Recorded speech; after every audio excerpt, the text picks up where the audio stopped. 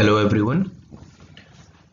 Last class में हमने cell या फिर स्टडी ऑफ सेल वाला जो टॉपिक था, साइटोलॉजी वाला जो टॉपिक था, वो वाइंड अप कर दिया था, जहाँ पे हमने सेल, उसके कंपोनेंट्स, उसके अलग अलग स्ट्रक्चर के बारे में हमने पढ़ा था।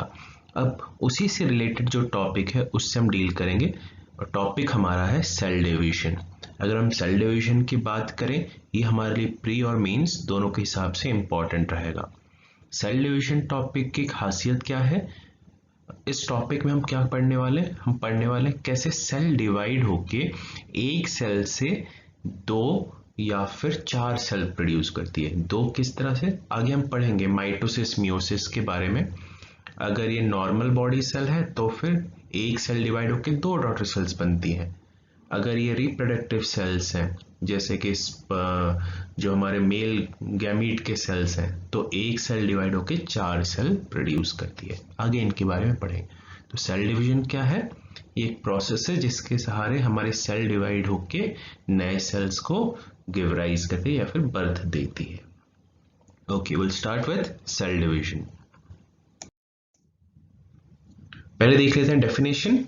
Cell division is the process by which parent cell divides into two daughter cells which are smaller than the parent cell but are similar to it. नीचे आपको डायग्राम दिख जाएगा, यहाँ पे ध्यान दीजिएगा। यहाँ पे एक सिंगल पेरेंट सेल है और यही पेरेंट सेल सेल डिविजन के दौरान क्या हो रहा है, आगे चल के डिवाइड होके कितने डॉटर सेल्स में कन्वर्ट हो जा रही है? दो डॉटर सेल्स में कन्वर्ट हो रही है।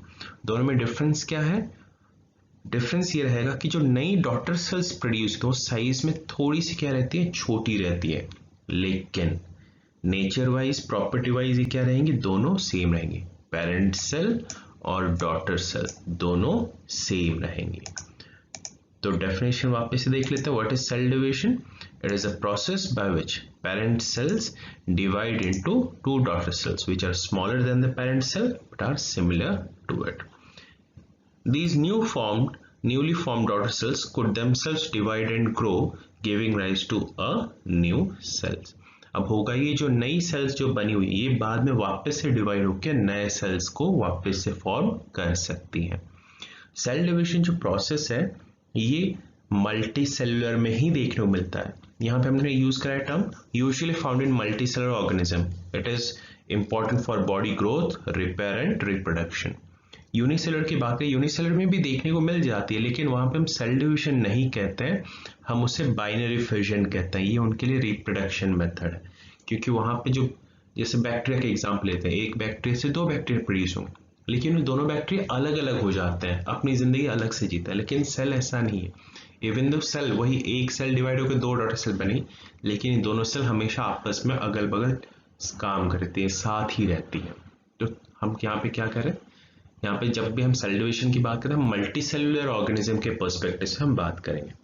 ओके, सेल डिवीजन की वजह से क्या फायदा हो रहा है? It is important for body growth. नए सेल बनेंगे तो ही हमारी बॉडी में नए टिश्यूज, नए ऑर्गन्स बन पाएंगे, तो इस वजह से ये बॉडी ग्रोथ में हेल्प कर रहा है। रिपेयर, कहीं पे हमें चोट लग जाती है, कट हो जाता है, वहां पे टिश्यूज, सेल्स डैमेज हो जाती है, तो उसे रिप्लेस करने के लिए नए सेल की जरूरत पड़ी, तो इस तरह से रिपेयर करा रहा है।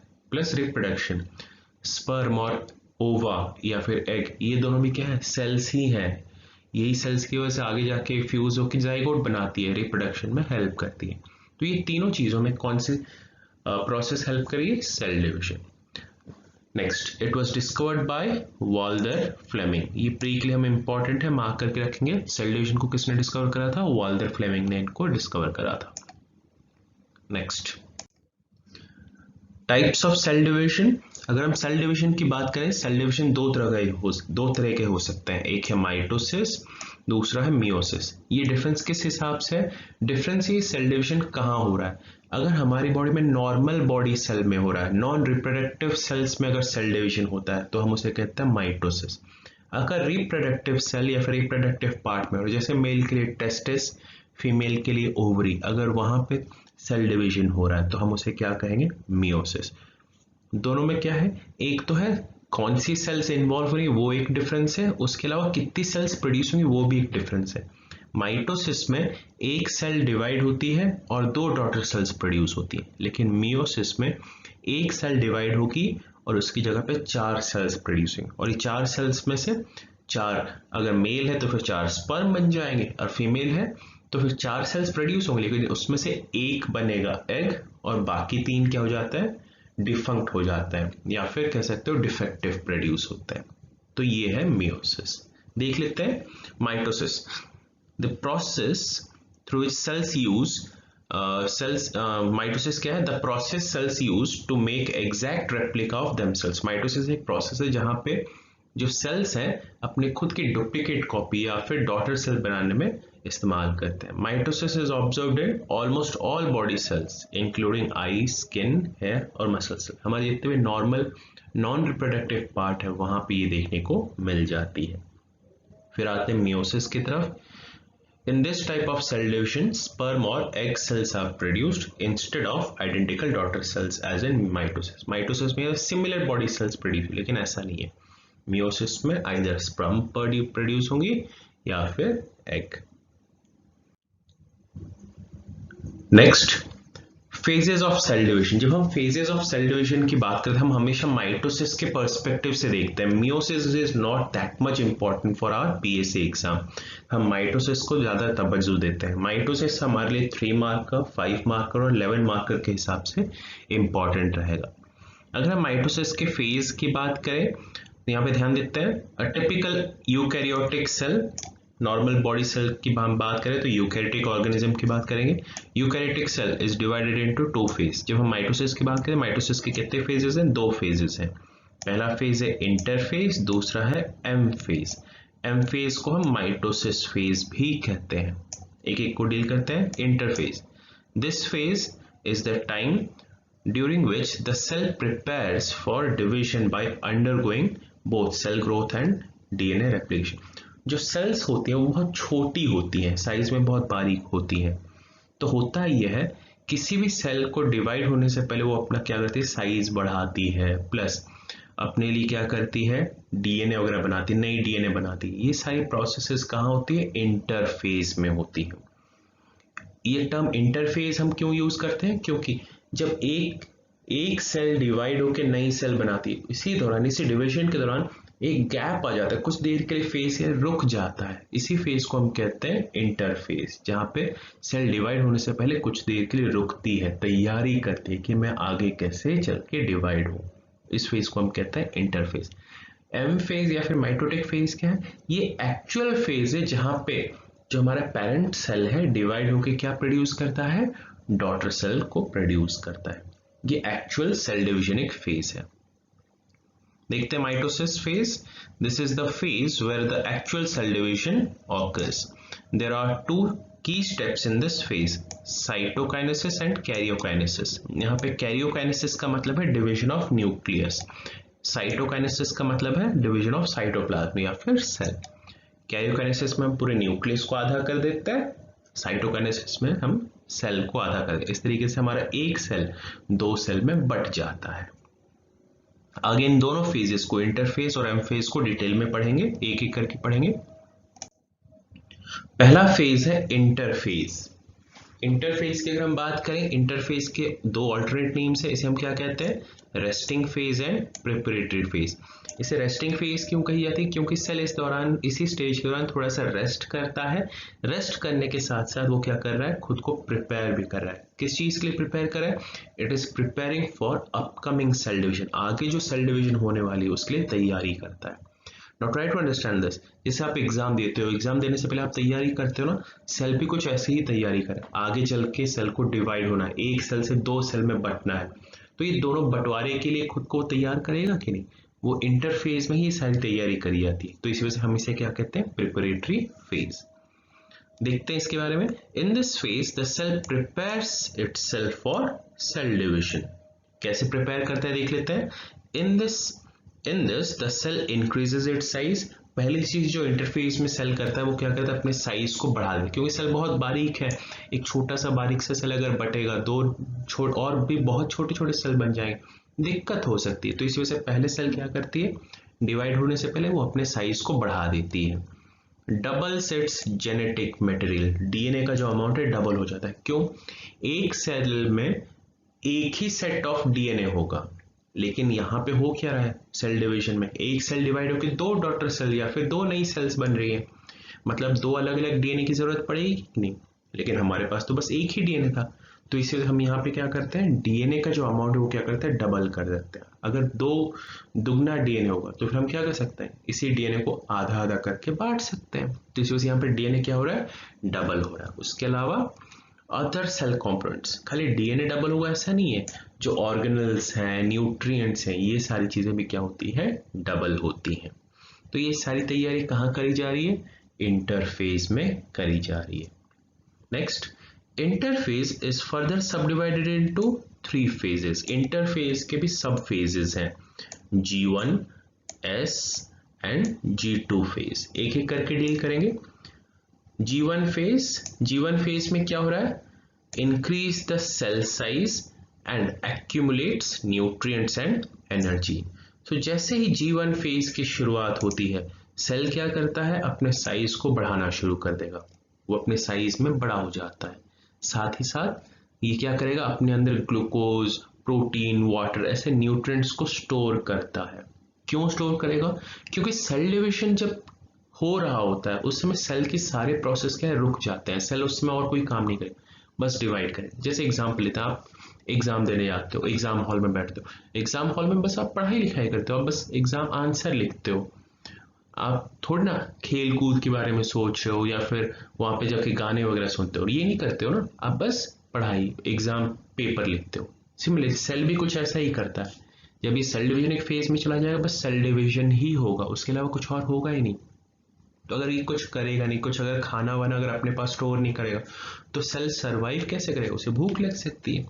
तो इस वजह से होता ही है, G1 फेज में सेल की साइज तो इंक्रीज होती ही है, उसके अलावा आगे चल के जो जो जिन जिन चीजों की जरूरत है, उन सारे न्यूट्रिएंट्स को और एनर्जी को हम यहाँ पे क्या करते हैं, स्टोर करते हैं।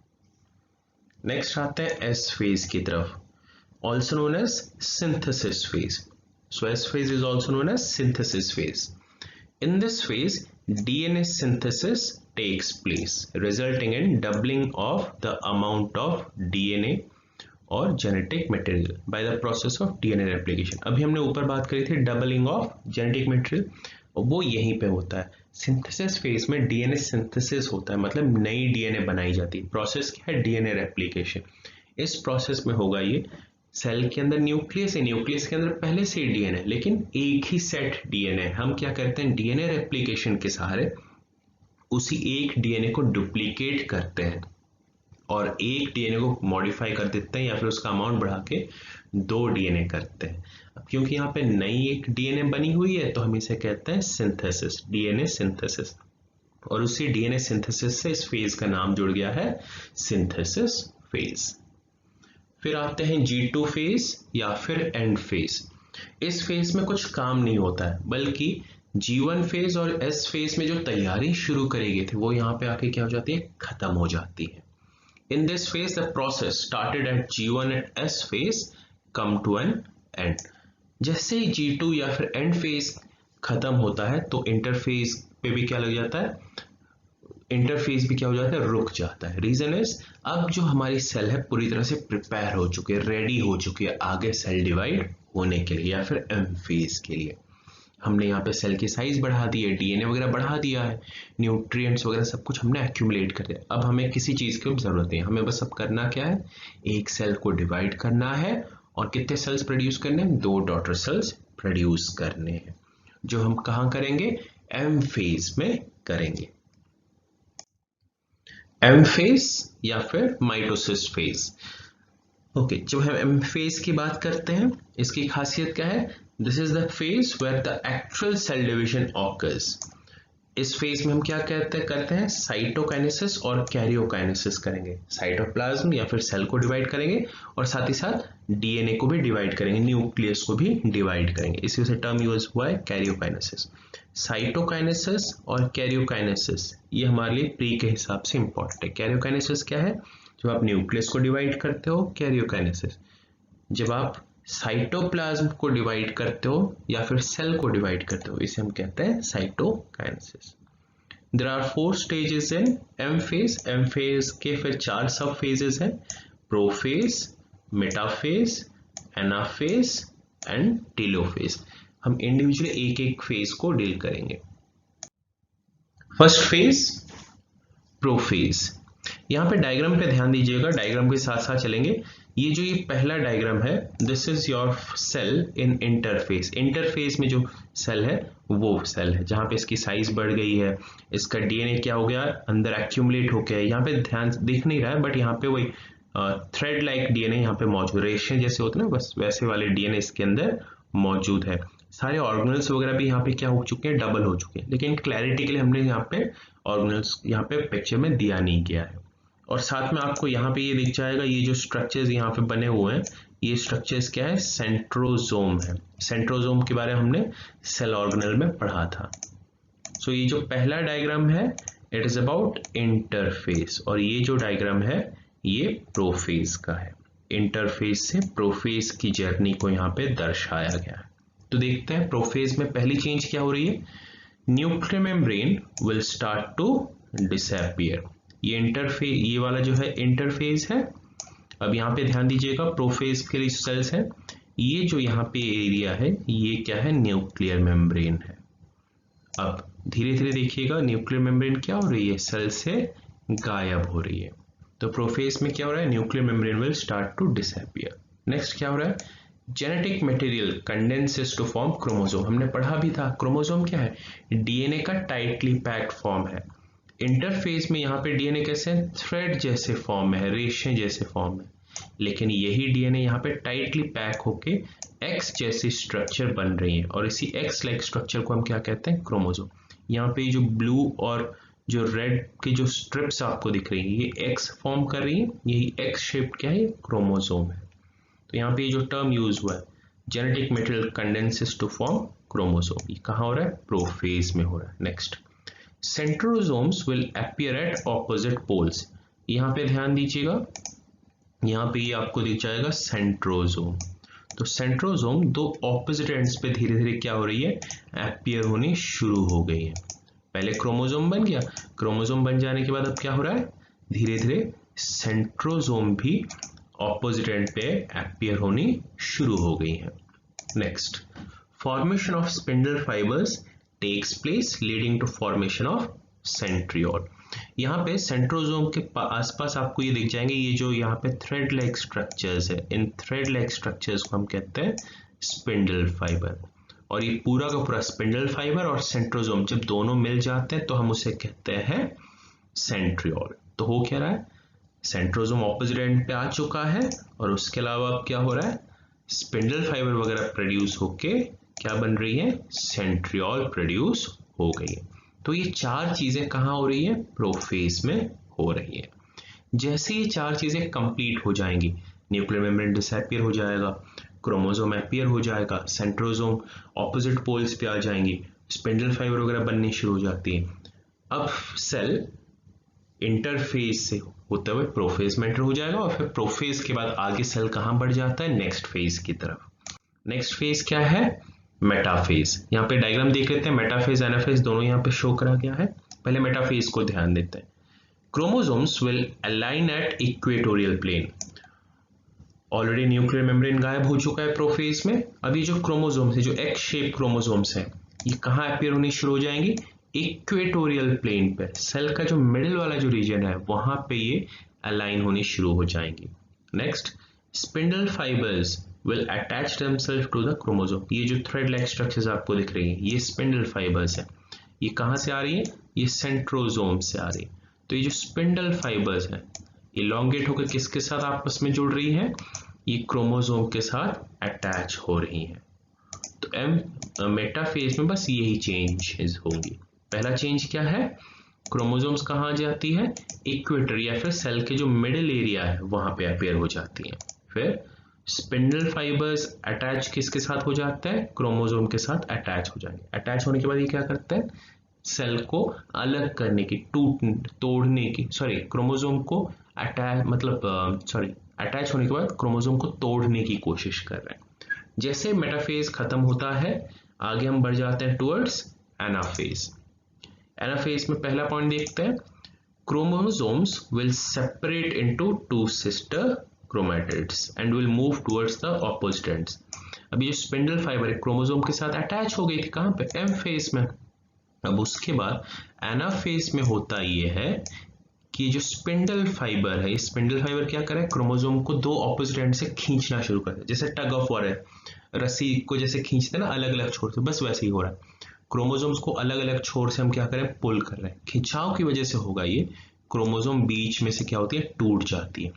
टूटने की वजह से क्या प्रोड्यूस हो रहा है, ये जो आपको वी शेप में जो ये चीज दिख रही है, ये क्या है, क्रोमैटिड। दो सिस्टर क्रोमैटिड जब आपस में जुड़ते हैं तब एक्स जैसा एक स्ट्रक्चर बनता है और हम उसे कहते हैं क्रोमोसोम। अब एनाफेज में क्या हो रहा है, क्रोमोसोम सेपरेट हो रही है और प्रोड्यूस क्या हो रहा है, क्रोमैटिड। और ये क्रोमैटिड कहाँ मूव कर रही है, ये ऑपोजिट एंड की तरफ मूव कर रही है, पोल्स की तरफ मूव कर रही है, जिस तरफ से खिंचाव था। Next, after the chromatids reach the opposite ends the phase will and. जैसे ही क्रोमैटिड इस ऑपोजिट एंड में पहुंच जाएंगे, ये जो ब्लू और जो पिंक कलर के जो क्रोमैटिड है, जैसे इस ऑपोजिट एंड पे पहुंच जाएंगे, यहाँ पे भी जैसे ही ऑपोजिट एंड पे पहुंच जाएंगे, एनाफेज खत्म हो जाएगा। एनाफेज के खत्म होते ही कौन सा फेज शुरू हो जाएगा, टेलोफेज। देखते हैं telophase. So next phase is telophase. ये लास्ट फेज है एम फेज का। यहाँ पे ध्यान दीजिएगा टेलोफेज के डायग्राम के साथ साथ चलेंगे। तो पहली चीज यहाँ पे क्या हो रही है, जैसे ही एनाफेज खत्म होता है टेलोफेज की शुरुआत होगी, और टेलोफेज में पहला चेंज क्या आएगा, nuclear membrane will start to reappear. यहाँ पे ध्यान दीजिएगा न्यूक्लियर मेम्ब्रेन धीरे धीरे वापस से बननी शुरू हो गई है। So nuclear membrane has appeared. Next, cell organelles are equally distributed. Cell में जो हमने जो ऑर्गेनल्स बनाए थे, अब वो दोनों एंड पे इक्वली क्या होंगे, डिस्ट्रीब्यूट होनी शुरू हो जाएंगी। ठीक, क्योंकि आगे चल के ये सेल डिवाइड होकर दो सेल्स बनेंगी, तो इस वजह से बंटवारा शुरू हो गया। Next, cell pinching starts.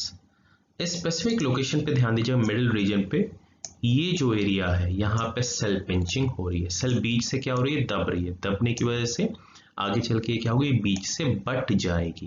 तो ये जो प्रोसेस हम इसे क्या कहते हैं, सेल पिंचिंग।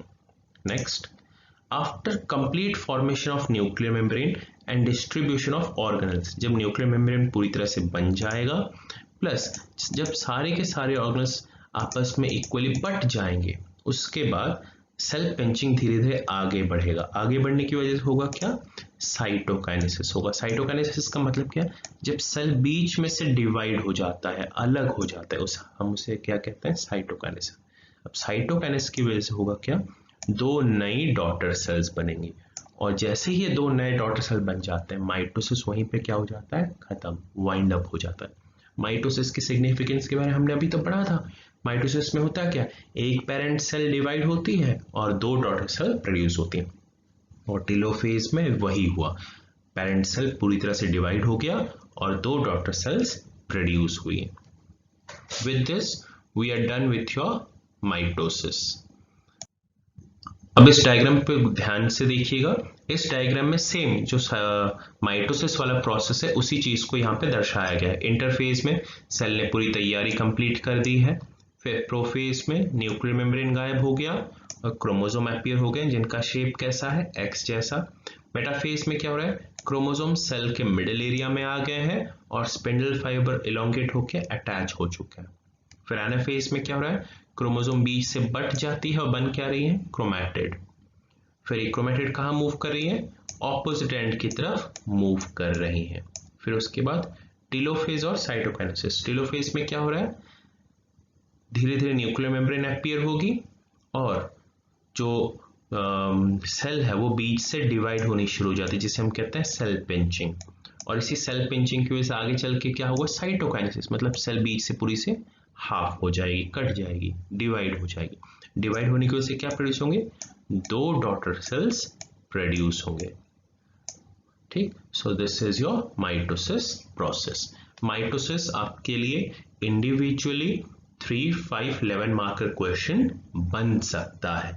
ये जो डायग्राम वगैरह है ये आप ड्रॉ करना सीख लें तो ज्यादा आपके लिए सही रहेगा। अगर ये 5 मार्कर या फिर 11 मार्कर में आ गया तो आपको ये डायग्राम ड्रॉ करने की जरूरत पड़ सकती है, जहां पे एक सेल डिवाइड होके दो डॉटर सेल्स प्रोड्यूस हो रही हैं। Next meiosis. मियोसिस उतना ज्यादा इंपॉर्टेंट नहीं, लेकिन एक बेसिक आइडिया होना चाहिए। देख लेते हैं what is meiosis. It occurs in reproductive cells of gonads. Gonads का मतलब है रिप्रोडक्टिव ऑर्गन, मतलब टेस्टिस एंड ओवरी। ये भी दो फेजेस में कैरी फॉरवर्ड होंगी, इंटरफेज एंड एम फेज। अगर हम इंटरफेज की बात करें, सेम माइटोसिस जैसा है, यहाँ पे वही G1 फेज होगा, S फेज होगा, G2 फेज सेम है, तो इस वजह से हम यहाँ पे लिखते हैं similar to mitosis. Next M phase. Mitosis में जो एम फेज था उसमें क्या था, माइटोसिस के 4 सब फेजेस थे, prophase, metaphase, anaphase and telophase. लेकिन मियोसिस थोड़ा सा हटके है। कैसे? The M phase of meiosis is subdivided into 2 phases. वहां पे 4 था, लेकिन यहाँ पे 2 फेजेस है। क्या है ये? M1 फेज और M2 फेज। और ध्यान दीजिएगा, ये M1 फेज और M2 फेज के खुद के 4 सब फेजेस, मतलब M1 के होंगे वही prophase, metaphase, anaphase, telophase. M2 का भी वही होगा, prophase, metaphase, anaphase and telophase. अब होता यह है, मियोसिस में एक सेल डिवाइड होती है और 4 नए डॉटर सेल्स प्रोड्यूस होते हैं, जो कि मेल्स में हम उन्हें क्या कहते हैं, मेल गैमेट या फिर स्पर्म कहते हैं, और फीमेल में ये क्या बन जाता है, एग। नेक्स्ट, ये कंपैरिजन है बिटवीन योर माइटोसिस मियोसिस। यहाँ पे आपको ये दिख जाएगा, दिस इज योर माइटोसिस, जहां पे एक सेल डिवाइड हो रही है और कितने डॉटर सेल्स प्रोड्यूस हो रहे हैं, 2 डॉटर सेल्स प्रोड्यूस है। और वहीं पे आपको ये दिख जाएगा मियोसिस, जहां पे एक सेल डिवाइड हो रही है और 4 डॉटर सेल्स प्रोड्यूस हो रहा है। इस डायग्राम को अगर आप ध्यान से देखो, ये जो फेज आपको यहाँ पे दिख रहा है, ये है आपका M1 फेज। माइटोसिस में मियोसिस में हमने बात करी थी ना, M1 फेज, M2 फेज होता है। ये देखिए, M1 फेज के लिए प्रोफेज, मेटाफेज, एनाफेज और टेलोफेज, जहां पे पहले एक सेल डिवाइड होके 2 डॉटर सेल्स बनती है। फिर उसके बाद शुरू हो जाता है M2 फेज। M2 फेज के भी खुद वापस से प्रोफेज, मेटाफेज, एनाफेज, टेलोफेज है। और इसके बाद होगा क्या, ये जो 2 डॉटर सेल्स बनेगी, ये वापस से डिवाइड होकर टोटल कितनी डॉटर सेल्स बन जाती हैं, 4। अगर मेल है तो 4 स्पर्म बन जाएंगे, फीमेल है तो फिर 4 में से 1 बन जाएगा एग, और बाकी 3 क्या हो जाएंगे, रिजेक्ट हो जाएंगे। So with this we are done with your meiosis. Have a good day, take care.